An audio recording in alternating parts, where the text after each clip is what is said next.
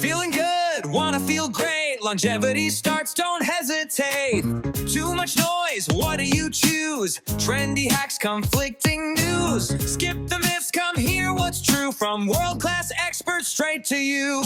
First and third Thursdays, 7 p.m. Science, health, and our team. Brain to heart, from food to rest. Live the talk on living your best.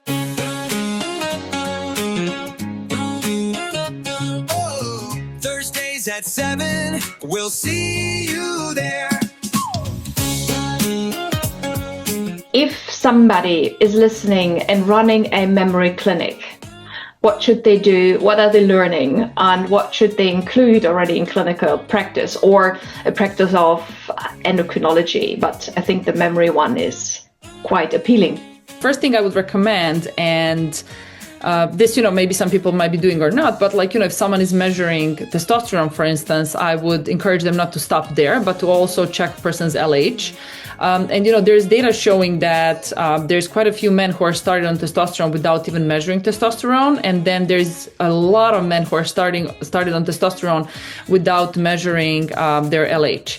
So it is important to know if someone has a low testosterone, why that's happening. First, they might have a secondary process in the brain, but second, they might actually be capturing this phenotype of unhealthy aging. Hi, hello, and welcome to the National University of Singapore Yongloo Lin School of Medicine Healthy Longevity webinar. Thanks for joining us. What you just saw was a snapshot of our last episode with Associate Professor Sandra Alexic, where she shares some new hormonal and neuroimaging biomarkers and how they're advancing aging research. Be sure to catch the full episode on YouTube. Tonight we have Assistant Professor Fung with us, and I'll get back to him. As I want to remind you to use the Q&A function to ask questions, and we'll get to them as many as we can. And before we do that, we have Teresa Liao, a research associate, with us to moderate your questions. Let's learn more about her.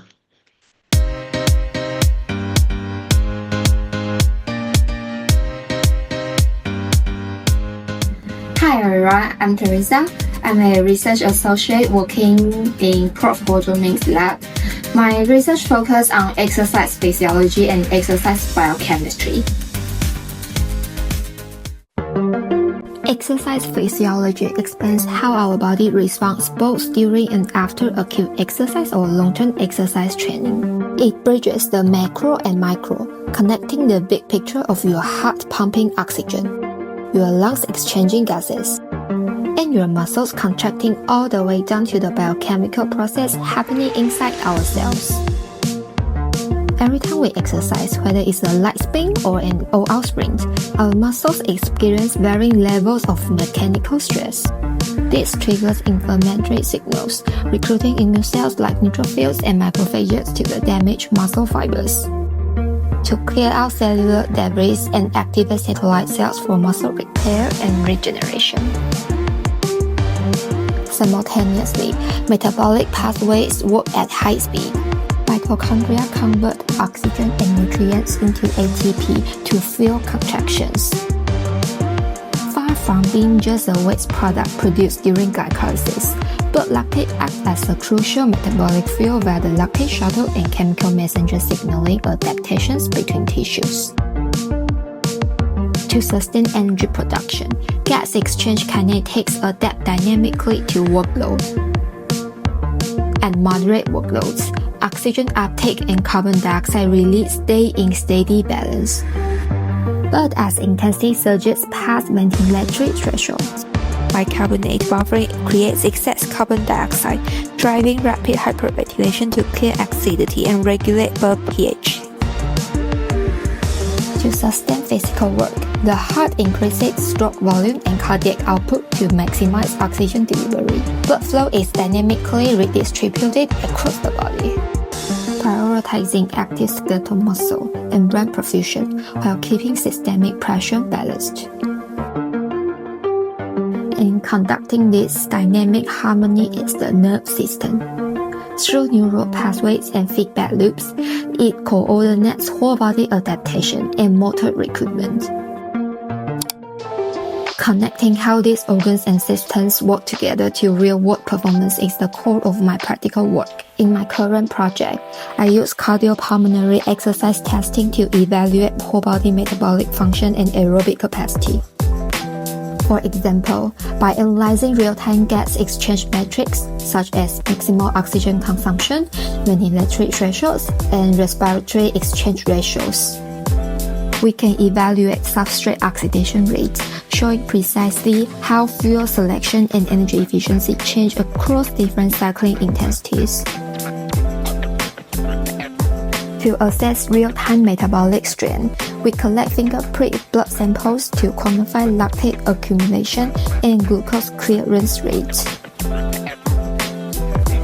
This tells us approximately how much effort they are putting in and how their body manages fuel under strain. Alongside blood chemistry, we monitor blood pressure to track hemodynamic response and ensure the test remains completely safe for the participant. Now let's be honest, slapping a mask on someone and telling them to just exercise isn't exactly a crowd pleaser. We all know exercise is amazing for our health, but for many people, whether due to physical limitations or health risks, it's just not that simple. That's where this research comes in. The goal is to map out a comprehensive physiological profile specifically for Singapore's Asian population. Ultimately, we are creating an evidence-based reference for clinicians, coaches, and health practitioners to design safe, personalized exercise guidelines, giving even those who feel they can't exercise a clear pathway to start moving. However, data collection is only half the story. My passion lies in translating these complex metabolic parameters into actionable insights, helping participants understand their bodies, empowering them to optimize their training and take charge of their health.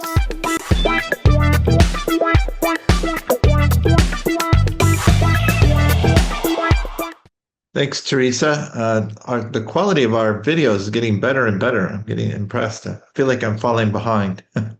Our guest today is Associate Professor Fung, a Geary Fellow at University College Dublin, whose work focuses on green chemistry, sustainability, and chemistry education. Internationally recognized for his leadership in this field, he's also contributed to global efforts to promote more responsible and sustainable chemistry. His topic tonight is Green Labs, Longer Lives. Welcome to the show, Fung. Hello, Brian. All right. Hi, everyone. My name is Fung. I'm now tuning from Asia, but I'm now working in Ireland, in Dublin. So this is a picture of my university. Before you come, please give me a shout. Hope you have coffee with you, not a Guinness, because Guinness has some alcohol. Alrighty, so today's talk is about Green Lab, Longer Lives here. So I'm going to speak from my work as a chemist, right? I have a few hats, like what Brian said. I'm a learning scientist. At the same time, I'm a chemist by training. So I thought a topic, right, that'd be more appropriate for the audience, right, tonight. And I thought I want to say something first, right? So today I'll be sharing some examples, very recent examples from the news, and probably you might not have heard about it. There's some of my views and some are from the scientific papers there. But just as a caution, right? This are just my reflections and doesn't represent my organizations, those I work for or volunteer for. And then if I pull some examples from overseas, it's really to educate the audience here, okay? And finally, when I say the term macro-scale preventive medicine, it's a framing, okay? It's not really a clinical name. I'm not medically trained, but I'm a scientist. So I think I want to say that chemistry is everything, and we just can't avoid chemicals, right? But we know that we can have fewer chemicals in the life, and as a result, there's longer health benefits here. So I want to say that later on, I'll be sharing this cooking oil scandal that's clouding a region in Asia, right? And what it can teach us about detoxifying our labs and our lives, right? And second is about how we have green lab, right? In the university, in the research center, in the company, we can have macro scale preventive medicine. And for the audience, there's a few messages. I will keep it short, just 3 of them. Number 1 is we cannot live in a chemically free world. There will be chemicals around us. We can't avoid that. And the term natural doesn't mean safe. Synthetic or man-made doesn't mean toxic. So next time when you buy something that has a sticker, a bumper sticker that says natural, recognize the biases. It might not be that good. Okay. And I give examples that, right, these are the names of chemicals, right? You don't have to look it up. These are natural occurring chemicals. And some of the life-saving drugs are synthetic. You see what I'm saying there? And then finally, that what we should pay attention to is exposure. How much and how long are we being exposed to these toxic chemicals? Okay? And we can do something about it. So we always think about there are exosomes around us.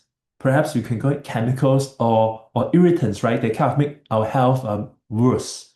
That's true because I believe that if you step out of the nature, when there's a man-made buildings and man-made activity, there will always be pollutants.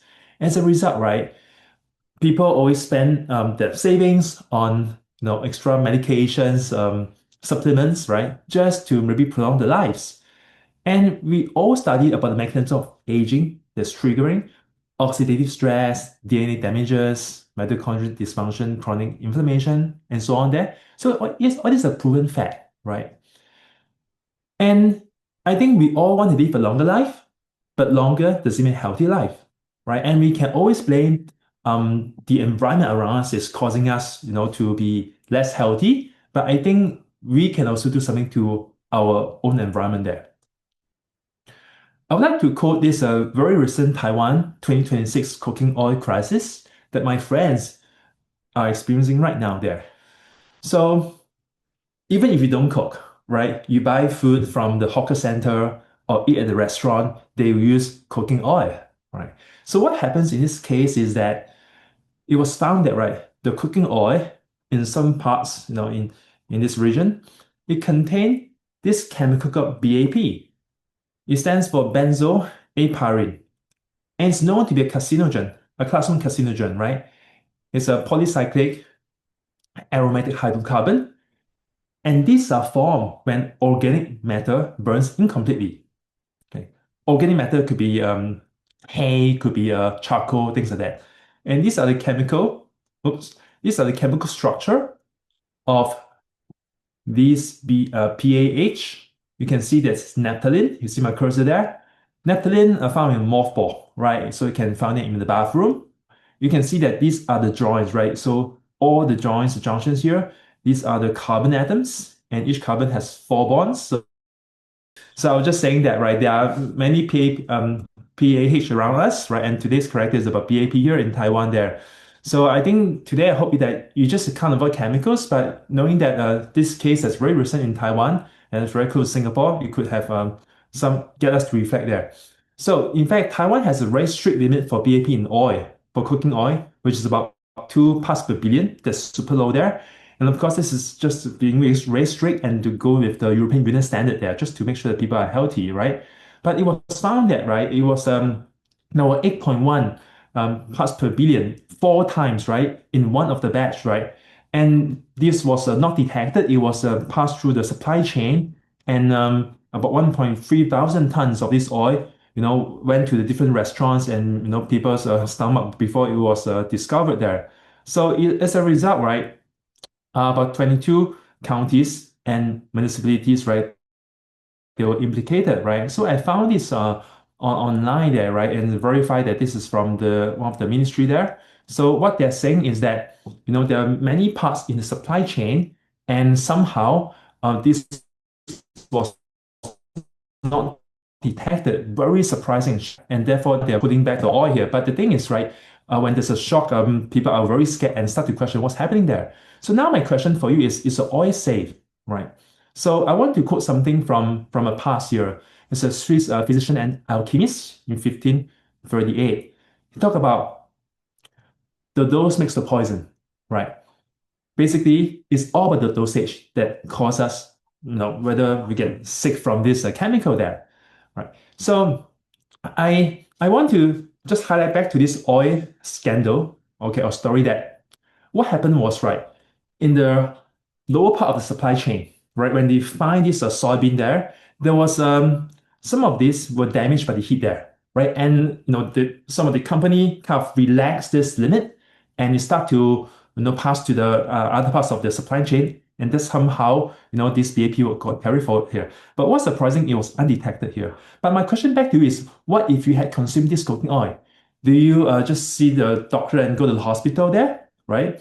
But I want to just also say that 2 ppb is the limit, right? That's governed by the Taiwanese ministry there. In other countries, it's higher than that. It's 4, it's 5, right? So what does it mean here? Does it mean that when you have 2.1 ppb of this BAP in the oil, you will die from that? Okay, you have to think as a system there. Okay, so this case here, I would like to highlight because, right, we all consume food every day, right? And even BAP itself, this chemical are found in charred meat. When you go for barbecue, right, when you have the satay there, or when you have you smoke, or even you have a secondary smoke there, or even you take a walk and run, right, beside PIE, and you have this exhaust, right? So, but in this particular case in cooking oil, it's really a process failure, okay? And there's no oil, even if you buy the organic oil, the most expensive oil imported from country X, Y, or Z, there's no oil with 0 BAP. If you look at the structure there, the BAP just now has a lot of hydrocarbons, which means they're hydrophobic. So what I'm saying is, right, as a general rule of thumb here, these chemicals that are not very healthy, they are fat-liking. They love fats. So therefore, I think some people talk about, when you cut down animal fats there, you can cut down the intake of BAP there, okay? But here, I want to say that we do not want this to be 0 because there's no way to remove the BAP in this case. It's about how much to learn from this lesson is not just removing all the toxic chemicals around you. It's impossible, but how to improve the monitoring processes. When there's human chain, when there's many blockchain, many blocks of chain there, then there's likely to be some error there. Okay. Now let's circle back. I talk about chemistry is everything, right? And dosage makes the poison. You have heard people drinking lots of water at one go, and they die from that. Too much water is bad for you. Okay. Too much of anything is bad, for human. So the toxicity is really about the dosage and exposure. You can have a low dosage, right? That's in the limit. But then if you're exposed to it every single day, there's accumulation, the bioaccumulation. Okay. So therefore, I would tell my students that sure, a company can pay to work in a factory, right? There's always some risk and hazard associated with it. Is it worth it long term there? Of course, you might not work for your lifetime, but sometimes you do think about this effect, young people having going to the job market with a poor economy, they might just look at the salary there. But I want to come back to the chemical term that the word chemical free is meaningless. Because for those in the audience who want to learn something about health longevity, but are not very sure about the lexicons of science, right? Then you might have some feelings towards these things. So what now that we know that certain chemicals are bad, right? We talk about green chemistry because we have lab, we do research there and know how to improve science and improve health of the life. So this is what chemists do. And I want to showcase a study there that I did in Ireland with my colleagues there, the whole department support. And we kind of look at the framework using 2 fronts, the 12 principles of green chemistry by Anastas and Warner, and the guiding principles of responsible chemistry. So from the IUPAC, the International Union of Pure and Applied Chemistry there. So these are they are known as the fathers of the green chemistry, Paul and Anastas on the left, and John Warner on the right side. And there was me just 2 months ago in San Diego receiving an award there. And I want to highlight to the audience that there are actually very public-friendly resources there. Beyond Benign is an NGO. It's founded by Amy Cannon and John Warner there. And they have lots of all these curriculum that you can take a look and see whether you can improve your own lab as well. So do check it out there. Now, I will talk a bit about the guiding principles of responsible chemistry because this just came out last year, okay, in summer. Okay, and because, right, today with AI and the proliferation of internet, there's lots of information, and even you can look up to the AI to make bad chemicals, right? So it's really, I want to pay attention to security and safety and sustainability.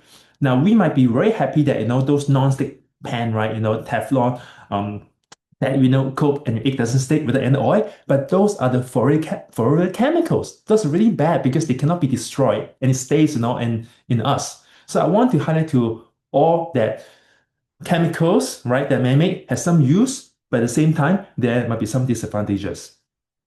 Okay. Now, in this particular case, there's a paper we published there. What we did in the undergraduate laboratory is that's greener. Okay, so I want to pay attention that 5 matrix we look at: the number of stakeholders, what labs are we doing, and the modules in the curriculum, the manuals, lab manuals, and improvements there. So these are the data.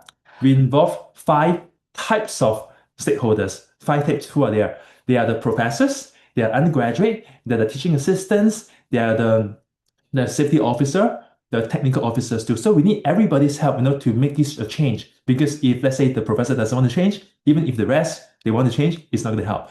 Next, we talk about laboratories there. There are 3 laboratories that have the physical, chemical, and other laboratories. And the modules, right, that we managed to change for 25. So almost all the modules in chemistry lab will order so that it becomes greener. And at the same time, we look at the module. One module has about 4 to 5 different manuals there, and we managed to look at 100 manuals. And guess what? We have 50 improvements there. So let me go into a bit more. So as an example there, we want to save electricity, save water, even though water is free in Ireland there. So instead of cooling using water, we can cool without water because the air in Ireland is pretty cold, right? So we have something called the waterless condenser. Instead of putting water through it, right, and lowering the temperature, we can just use natural air. Right. Now, the other part is DMF. So DMF is a short form. It stands for NN. The N stands for nitrogen, dimethyl formamide. And this is a very powerful industrial solvent. Really is very toxic for the liver there. So you really don't want to have it in your body. Now, but the thing is, in a chemical synthesis, right, it's really useful as a solvent there because in extraction, you can really pull some of the molecules that could become a good drug there, and you can separate from the water. But it's really toxic. So we try and see whether there are other solvents that could be alternative of DMF, like the ether, right, or DMSO. And the other thing we did was not to just individually look at what chemicals we have there, but we look at the interactions there. So from this figure, we can say that, right, whenever the lab manual has water, right, there will be also some acetic acid. But here is the weight and strength associated with it. So every time that the chemistry lab uses hydrochloric acid, okay, there'll be a strong usage of water. And we can find a very good reason. Because when you use hydrochloric acid, before you dispose it, you have to do dilution, right? If not, some of the in the drains, right, they might have some corrosions there, and also it's not safe. Okay, and the other thing is we also notice that when you have the use of acetic acid, which is just vinegar, and we consume the food grade vinegar, we also tend to use some of the DCM there. And it's not surprising to a chemist because when you do extraction, a liquid extraction there, these are the normal solvents we use there. Okay, so and we did 16 different ways to make our chemistry greener. But in this talk here, I wouldn't want to bore you. I would like you to read the papers yourself. And if you have any question, feel free to write to me. But I want to say that, right, all this is done because we want to have a sustainable future and starting at the first year undergraduate labs there. And the thing is that in the past, chemistry really has a bad name, right? This is undeniable because there's some chemists who make a great invention and they didn't do good things for the world there. But it sticks, right? So this is where we are trying to say that we live in a world with chemicals, right? Be careful what chemicals you're exposed to, and we can lower the dosage. So a final couple of slides there, right? Besides changing the chemicals, we also want to make the lab more sustainable by having reusable equipment. So instead of having one-off disposable, right, all these tools there, we use something that we can reuse and wash. So less plastic, right, glass and sharps. And we also look at all the indicator that has lower maybe carcinogenic level, like we avoid chemicals with fuel benzene atoms. Now, we did 8 optimization in the protocol over the past few years, and we did 5 equipment upgrade. So sometimes you need to pay and invest to make your lab greener for a longer future. Right. Now, my final couple of slides, if you really want to know more about how you can make your lab sustainable, and this is not limited to just a chemistry department, but if you have any research lab or any lab, a small QC lab in your company or SME, you can take a look at how to save cost and have a better environment for your workers and in humans there. So I would like to just give some thanks to my colleagues there who will be very supportive, and we did it as a team there so that our students will feel happy, and the chemistry is really fun there. And I want to go back to my main messages today, right? My presentation is we live in the world with chemicals. Chemistry is everything, so we cannot have chemical free. Next, natural doesn't mean safe. Synthetic doesn't mean toxic. Okay? Bear with me. And the final question, and the most important question is, so now there's chemicals, what can you do about it? It's about exposure. Next time when you see someone wearing a mask, okay? They're wearing the mask that can filter PM10. These are particulate matter that are irritants. Do not judge them, okay? Because they're really decreasing the amount of inhalation of this particulate matter, okay? You can do that too. So the question is about really how hazardous are these chemicals you're inhaling, okay? So, well, I tell my students, they're chemists, they work in a plant with chemicals, but do monitor their health. Take precautions, and after some time, if you find that their health is declining, do an evaluation and see whether they can move to another unit. Trust the chemists, right? Trust the scientists. Without trust in science, I think it's a bit hard to make our life longer and healthier. So I want to thank you for attention, and really thanks Brian and everyone for having me over here, and thanks for your time here. Thanks a lot. Really interesting topic, and one that we don't get to very often. Something that really affects aging, and we tend to ignore, I think. I want to remind people to send in questions. This is a little bit tangential to many of our other talks, but I'm sure you're all thinking about these things all the time. So there's no question that's too naive in this area. I think we're just learning how environmental exposure affects the aging process. So, I think about this a lot, and I like really the comment that natural doesn't mean non-toxic and synthetic doesn't mean toxic. I think there's, we've become aware of the exposome, but there's a whole lot of conjecture out there. And trying to drill down into the truth, and certainly pollutants can be bad. I'm not arguing that at all, but trying to drill down to the truth and figure out exactly what chemicals are causing what problems is where we need to go. And this is kind of a random thought, but I started going to China in 2003. And I've been like 75 times over the years, and in the 2000s the pollution issue was really a major issue. Now it's gotten it's still an issue, but it's gotten better, there's no doubt. But I used to go to Beijing and land in the airport and not I'm on the runway and can't see the airport, and everyone's talking about pollution being bad, but at the same time, life expectancy is going up like crazy in China. It's arguably higher in Beijing than the United States right now. So, how do we connect those dots? I'm not saying that living in that pollution is healthy for people, but people are also very resilient. Where does the rubber hit the road?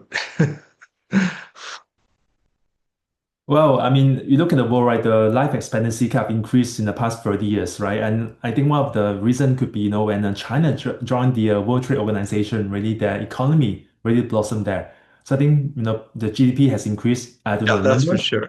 Yeah. right? And what it means is that, right, the healthcare got better. There's more access to better medicine, right? I'm not saying that that can,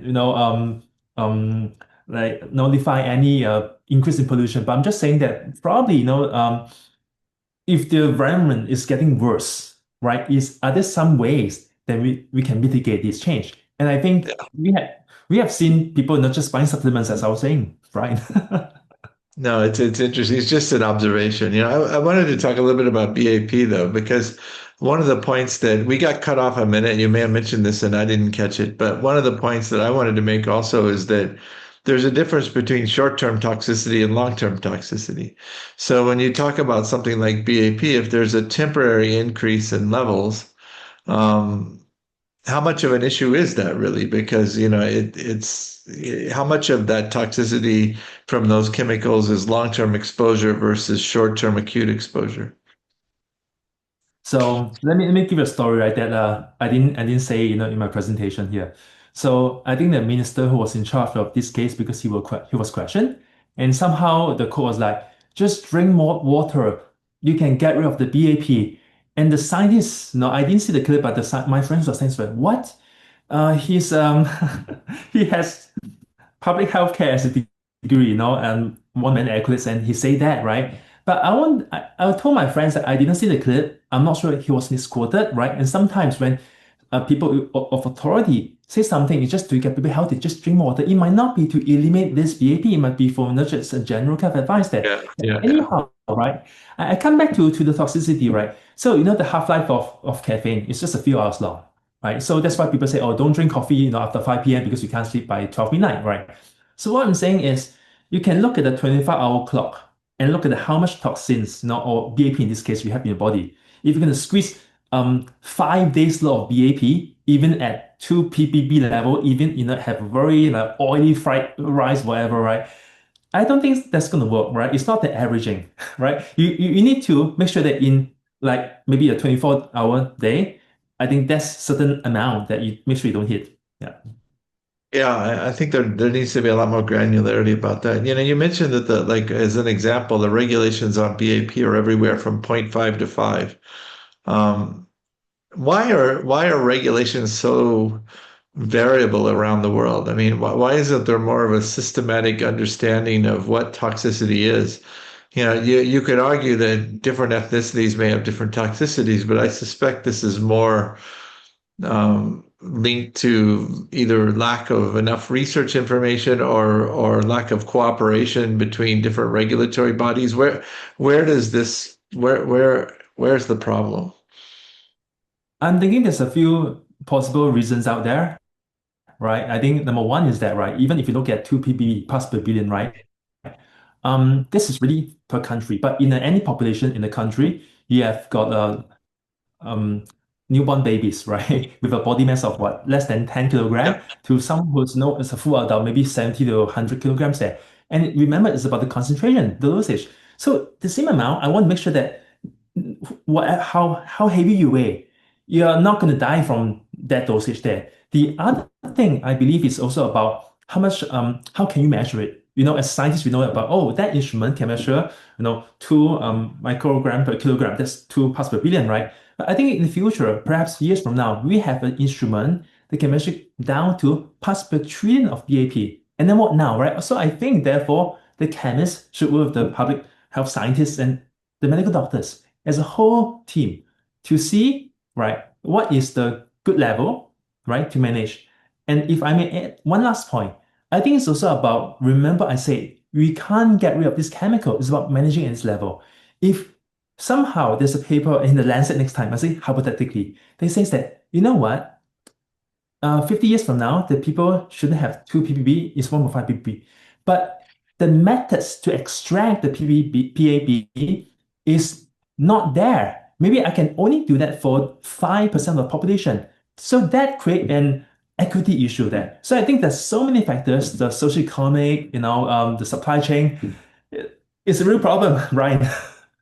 Yeah, I agree. And I think that that's something that you describe some really interesting research about how to make labs green and guiding principles for responsible chemicals, and all of that's great in an ideal world, and it probably works in an academic setting because there's enough desire to meet those principles. But in the real world, it's being more and more driven by corporate wealth. I'm not against capitalism, but it's just facts. The corporations are getting more and more powerful and more profitable. How do you get responsibility into that? How do you get ethics, and how do you get people to make decisions that increase safety but reduce profitability? I think this is where, I'm a Singaporean, right? And I'm lucky to be, I grew up in Singapore and having Yeah. government that make decisions using science. right? I think Yeah. the people, that's so important because you have the governance. With governance, that means people can't play around, and do naughty things there, right? I am not sure about other countries, that do not elect officials that do science-based decisions. And the other thing is also about I think individually, even if you're living in a country that doesn't have a high trust in science, what can you do as an individual, right? So I think this is where you should keep your minds open, right? It's really about critical thinking. You need to not just read the newspaper. You need to read newspaper from other countries of the same issue there, because we know it's always biases. If you can talk to scientists, talk to more than one of them, talk to more than family members. We hear of like grandma stories around, right? And all this sounds so logical.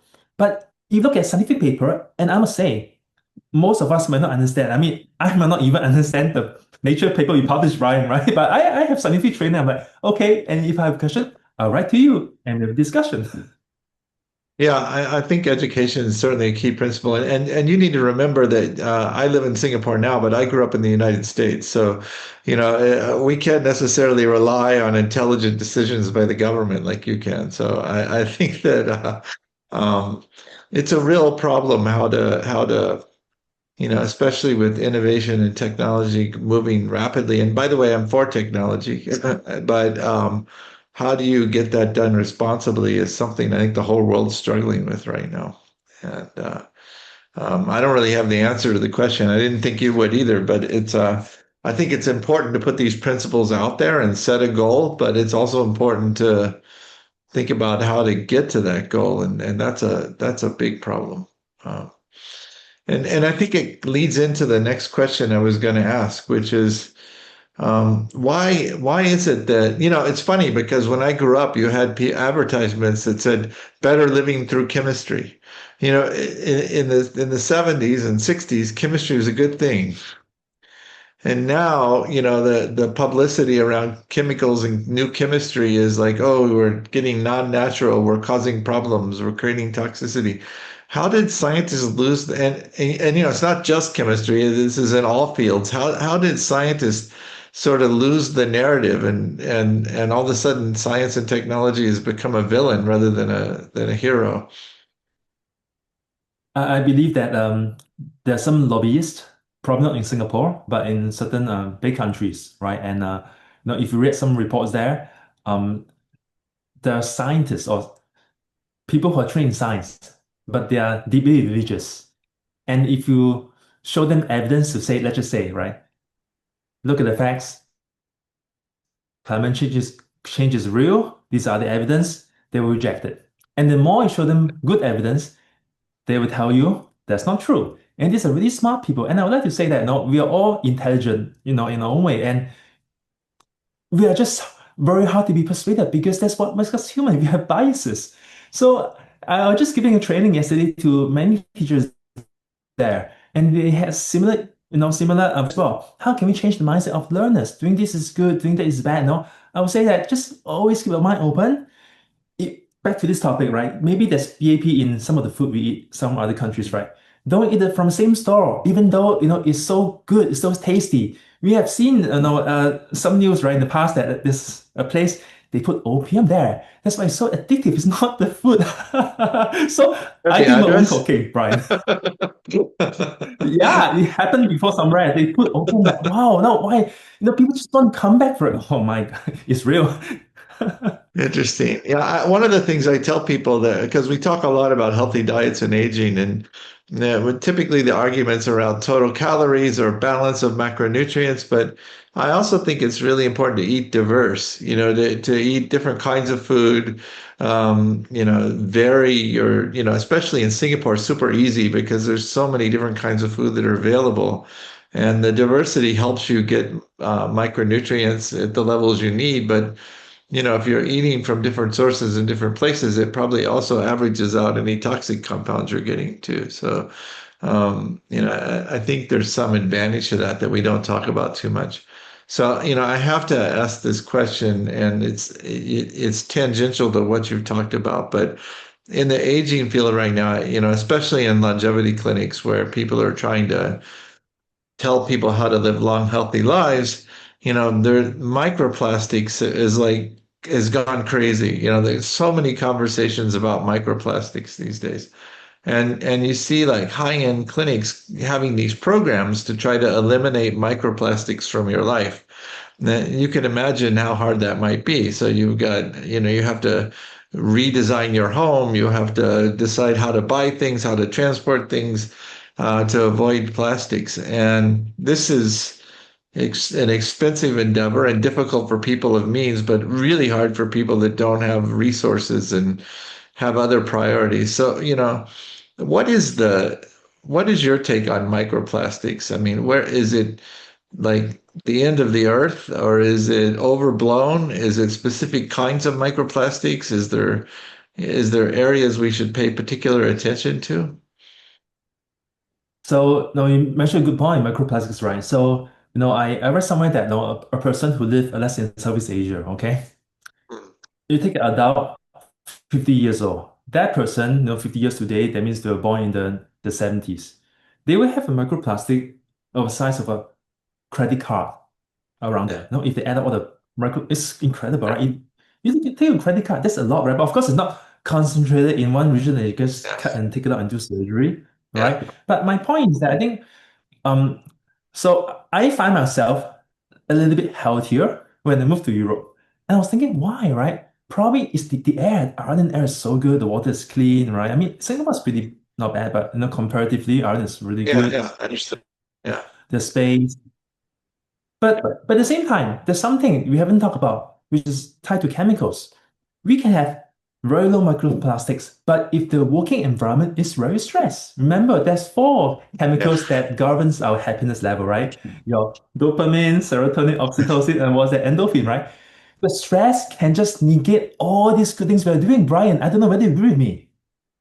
Yeah, it's certainly can be a high stress environment in places in Asia. I think we may have Would lost you? you again. Oh, you're back. Okay. Yeah, so I think that's an important point. You have to think holistically. It's not just what you're exposed to, but how your body can deal with it and how resilient you are. I feel like this area of research, at least with regard to aging, is still at the nascent stage, and we need we just started talking about exposome and aging maybe in the last decade. So I think that there's a lot to learn here. And if we really want to maximize health span, we probably should pay attention to this a lot more. I'm going to quit talking and bring Teresa in because there's some questions, and I'm sure the audience has some interesting thoughts. Thank you, Dr. Fung, for By your the way, talk. Teresa's in the airport, so if you're late for your flight, you might hear your announcement. So, Okay. Thank you, Dr. Fung, for your talk. I think both audience and I really enjoyed the talk. And we also have a question from Kevin regarding the microplastic. So he asked, I would like to know what are the current actions on reducing microplastics in our food supply chain?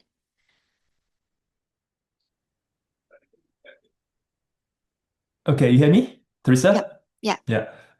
So I think as an individual, let's say we live in Singapore, right? Again, the governance is very high. Really, the ministry does take a lot of care to make sure, whatever bottles we import, even plastic bottles there, they contain the safe limit of the chemicals there. But there's only one, gatekeeping. If the person, right, keep on using the same water bottle because it's so cute, the color is so great, right? For more than 5 years, right? Even at room temperature, that's going to leach some of these plasticizer that's bad for health. So I think my point is that if there's one thing you can do to your life to eliminate, of plastics or minimize it, do not use a plastic item, for too long. Anything that contains food, right? And at the same time, try not to expose it to heat. How long is for it you for think is instance, in a microwave, like microwaving plastics is like I think a really dangerous thing. Yeah, so all the containers, and then it mentioned, it's okay to do the microwave. What do you think about the microplastic? Well, I mean, there are sometimes look at the label, they say microwave safe, right? What they're saying is probably you can do it one time, right? And not microwave it for 50 minutes, like treat it like an oven, right? That's too much, right? Remember the heat. From a chemical standpoint, the heat causes the interaction to break, to overcome, and then your plasticizing the bad chemicals will have a chance to leave the plastic and go to the food, and then you consume the food, and that's why we don't feel so well. So it's really about what I talk about. You can microwave it once, you can wash it, but I think you should just reuse it from other form, not for food. Yeah. Even Also, I think we need to redefine that, because a lot of times microwave safe means that it's not going to damage the microwave. We're more important than the microwave. We need to redefine what microwave safe means. Yeah. Thanks, Brian. Okay, we have another question from an anonymous audience. So he want to ask about BPA. Recently, I was looking for a new phone case and saw some advertisements about BPA cases. How much of a concern is it really? The case that really got BPA to the public, right? Why we hear about it is because there was a very big brand, and it's really a durable water bottle, right? And you can tell it's plastic because it's translucent, right? And they contain a high amount of BPA. And that's exactly the reason why the bottle couldn't crack after like years, right? Because it's enduring. But after we found that BPA is so bad, right? It affected many babies. So, but do you get the point that if it's containing food or water or liquid that we consume over a long period of time, the water bottle, that's a no-no. But now we talk about cell phone there, right? And I don't think you can dip your handphone case in the water and drink from there. I don't think it's a big problem. Now, but remember what I say as an analogy to the microwave case. If there's BPA, right, in your phone casing, and you expose it to heat, some of these chemicals could leave, right? But again, if you are not always in a room with air conditioning, right, then the amount of these whatever chemicals is not too high, right? You're always building up. So that's part of the whole healthy lifestyle. Go exercise, right? Expose yourself to air. And again, of course, people say, oh, there's PM 2.5, there's a haze from neighboring countries. But remember, we cannot take out chemicals from our life, right? I think we can change a little environment. I have a question regarding PM 2.5. So when I was in Wuhan last November, again, I don't want to pick on China. The pollution situation's gotten way better there. But I was in Wuhan in November, and I'm looking at the river. There's this beautiful running trail. I like to run. The PM 2.5 was 427 or something like that. And so I went for a 5K run. So the question is, how much did I shorten my lifespan? I don't know, Brian. How did you feel after that? Tell me. I felt fine. So as long as you didn't run every day, for like, I think that's okay. Just right? Just once. Sorry, Teresa. I'm just adding my usual non-scientific humor. Go ahead. Oh, I think Teresa froze now. Okay. Oh, well, she's gone. She'll be back. So, it's so, what is your like focus of your research right now? What are you most excited about doing going forward? Actually, I'm more excited to be doing science diplomacy. Do you hear me? And really communicating science to the public there. Like I kind of talk about it in my slides there, right? Even my own family, some of the members, they didn't study science. They're really scared about chemistry when they first want to do a degree. And not just one, but 3 degrees with a PhD. Then, oh, you're going to be working in lab, chemicals, right? I have to try very hard to convince them that's okay, it's my passion and really enjoy it. But how I can elevate their fear, right, or apprehension is, they trust me, because, we're family. But the science part is different. So I'm trying to think that, when we talk to the public that, we're going to have this limit for chemical X, okay? It's a safe thing. And some people are like, wait, that's not zero. No. How are we able as scientists to talk to them in a manner that they get it, they understand, and accept? Right? It's very hard. I mean, we don't have to refer to China, but you look at the United States, right? How can we persuade people that zero is a magic number? Brian, let me digress a bit. When it's free, zero, people just grab it. When it costs 1 cent or 10 cent, oh, people still want to touch it. I think that's my point there. I agree. Yeah. Teresa's back, so new and improved.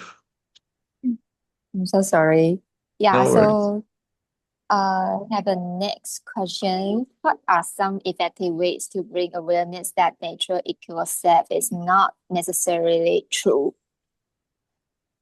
Sorry, I didn't catch that.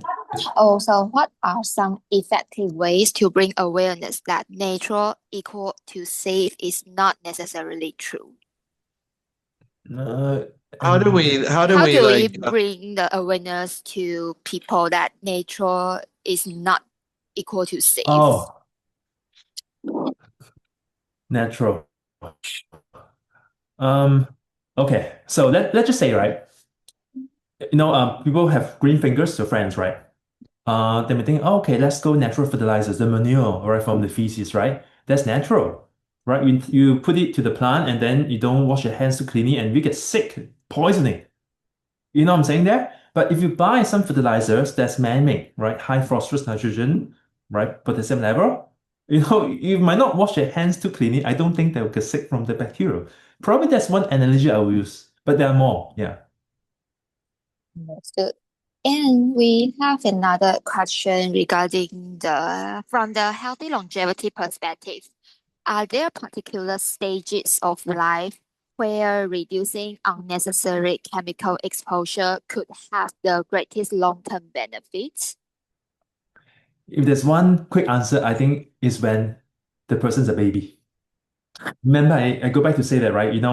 This external environment, right, we all live in, right? But we are like maybe 70, 50, 30 or 20 or 10 or younger, right? The amount of chemical X, Y, Z, A, B, C is the same in the same room or the same home or the same building. But your body mass is different.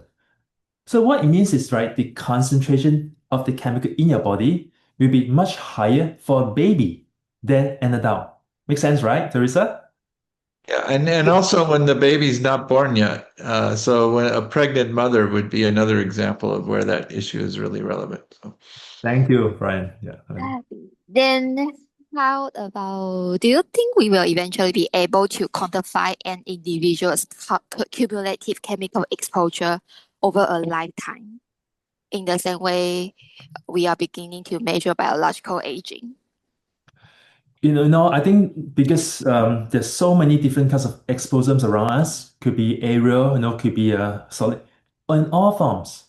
I don't think there's any point in measure it. But I think what we can control, I was just talking to Brian that there's something that's more invisible, the stress.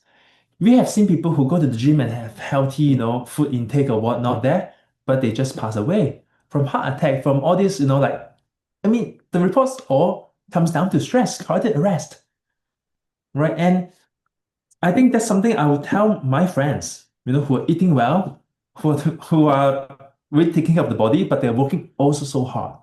Because after all, I think, this series is about having a longer lifespan, and in a good health. Yeah. Yeah, that's a good question. Are there good studies looking at stress levels in individuals compared to their tolerance to toxic chemicals? I don't know.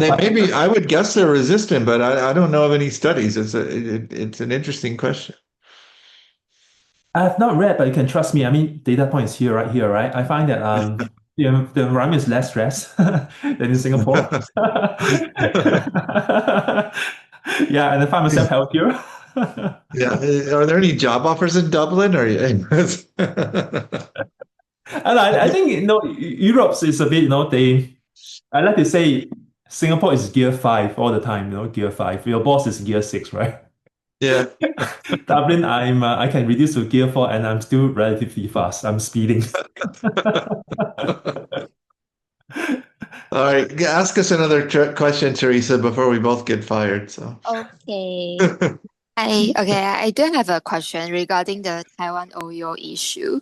So, because Taiwan has a lower limit of the BAP, while the other countries may allow up to 5 microgram kg, you just mentioned, right? So, what do you think is the scientific basis for adopting such a stricter limit? This limit, right, 2 parts per billion for the BAP, thing came from the European Union, right? And Taiwan, they have done very good things for healthcare. And look at the COVID time, they were the government who did one of the best in Asia as well, together with Singapore. So I think they have the resources and also the knowledge to follow that strictest limit. But I throw back the question, as I presented just now, does it mean that when is a 2.1 or 2.00001 parts per billion BAP, we should be overly worried? And I say that there's also, back to the EU standard, right, is 2.0 ppb from cooking oil. We get BAP from other effects like secondhand smoke, right, burning charcoal. But why is there no governance? Because cooking oil is where the point source we are most exposed to, because we have food intake every day and most of that uses cooking oil. So that's the reason. Do we have one more question, Brian? One more. Okay. We're in like rapid phase, so we need fast answers. Okay, so I have another question. How much should we care about microplastics in clothes? There are evidence of microplastics leaching and absorbing skin. So low concentrations will long-term exposure lead to long health problems? Yeah, as I brief, right, it's about exposures too. When you do a lot of vacuum cleaning, even our clothing, when the polymers are plastics in a way, plastics are polymer. And when these fibers disintegrate, we are breathing in and we can't even feel it. At least, Brian, Teresa, when there's PM 2.5, PM 10, we sense it. I remember in 2013, the haze was so bad, right? We could tell we have this sensory system, but microplastics, we can't. I think that's what makes it so hard. It's really hard to know what you're exposed to. Yeah. So anyway, I better wrap it up. So thanks a lot, Fung. We'll have you back. This was a really fun discussion. I'm sure our audience loved it. And I'm going to move to Dublin soon. Thank you. Welcome. Just joking.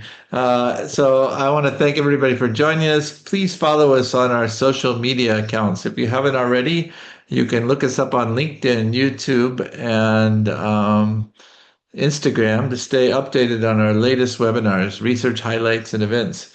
We love to have you as part of our community, and we have some exciting announcements and new initiatives coming up, so stay tuned.